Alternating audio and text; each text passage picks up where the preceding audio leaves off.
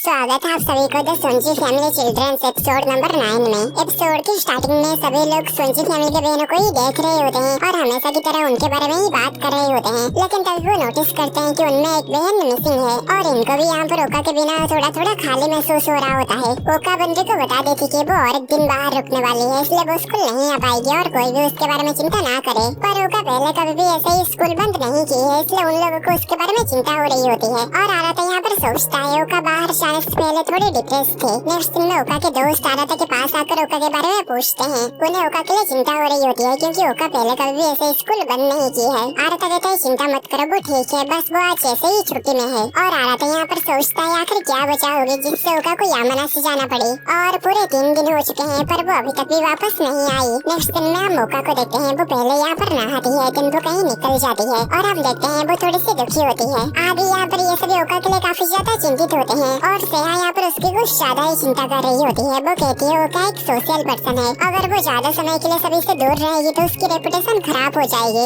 आगे वो आराता से पूछती है कि क्या तुम्हें उसके बारे में कुछ पता है, तो आराता कहता है नहीं। सेहा ये सुनकर आराता के ऊपर गुस्सा हो जाती है और कहती है तुम कहते हो कि तुम उसके भाई हो पर तुम्हें उसके बारे में थोड़ी सी भी चिंता नहीं। आराता कहता है तुम्हें उसके बारे में इतनी भी चिंता नहीं करना चाहिए। सेहा कहती है क्या मैं उसके बारे में चिंता कर गलत कर रही हूँ। तभी यहाँ पर बंदरी आती है और वो बताती है कि एक बार ओका ने जब अपने फोन खो दी थी तो उसके बाद से बंदरी ने ओका से उसके जीपीएस लोकेशन शेयर करने के लिए कही थी। देन बंदरी जब ओका की लोकेशन सभी को दिखाती है तो सभी ये देखकर हैरान हो जाते हैं कि ओका भी माउंट फूजी में है। और आराता यहाँ पर सोचता है यामाना से उसका मतलब माउंट फूजी था। ये सभी बात कर लेते हैं कि आखिर वो वहाँ पर क्यों गई होगी। आगे ये सभी काफी ज्यादा डर जाते हैं क्योंकि वहाँ पर तो सुसाइड फॉरेस्ट है। तभी सियोन कहता है ऐसे ही कोई भी चीजें मत सोचो, ओका ऐसा कभी भी नहीं करेगी। आगे बंदरी खुद को शांत करने के लिए आसपास की चीजों को बगड़ के कहती है हाँ ओका यहीं पर है, हमें उसकी ज्यादा चिंता नहीं करनी चाहिए। और आराता यहाँ पर सोचता है कि आखिर वो माउंट फूजी पर 3 दिन तक क्या कर रही है। नेक्स्ट हम माउंट फूजी का सीन देखते हैं। ओका यहाँ पर इस पहाड़ के ऊपर चढ़ रही है। देन वो यहाँ पर इस होटल के पास आ जाती है जहाँ पर वो पिछले 2 दिन रही थी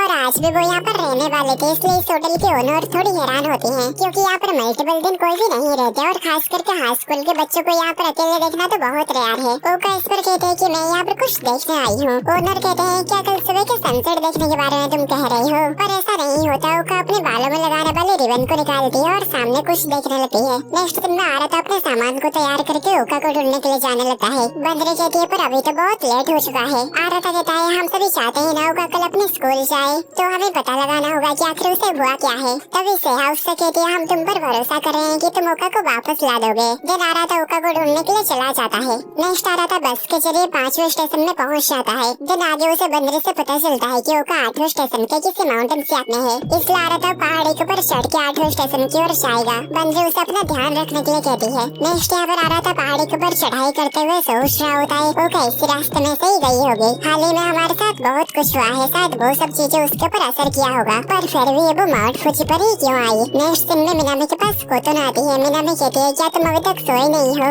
कोतोनो कहती है मैं थोड़ी सी चिंतित हूँ। मिनामी कहती है मैं समझ सकती हूँ पर तुम चिंता मत करो, मुझे यकीन है ओका हमें मिल जाएगी। कोतोनो कहती है हाँ पर उसके साथ मुझे आराता की भी चिंता हो रही है कि कहीं उसे कोई चोट न लग जाए। मिनामी कहती है चिंता मत करो, आराता को कुछ नहीं होगा, वो बहुत स्ट्रॉन्ग है। नेक्स्ट दिन में ओका यहाँ पर सामने आराता को देखकर काफी हैरान होती है और वो उससे पूछती है कि आखिर तुम यहाँ पर क्यों हो। आराता पहले तो टॉपिक चेंज करके दूसरी बातों के बारे में बातें करने लगता है और कहता है कि मुझे 8वें स्टेशन से 5वें स्टेशन तक आने के लिए 1 घंटा लग गया। ओका ये सुनकर हैरान होती है कि वो इतनी दूर चल के आया। और आगे कहती है मुझे पता ही था तुम सच में गोरिल्ला हो। और आगे कहती है आखिर तुम मेरे पास क्यों आए हो, मेरे पास तुम्हें देने के लिए कोई भी केला नहीं है। आराता कहता है ये जाहिर है मैं तुम्हें ढूंढने के लिए आया हूँ। आगे आराता यहाँ के ओनर से कहता है मैं भी आज यहाँ पर रहने वाला हूँ। ओनर कहती है हाँ क्यों नहीं, तुम दोनों भाई बहने हो है ना। देन ये दोनों घर के अंदर जाने लगते हैं और ओका कहती है तुम एक सर दर्द हो।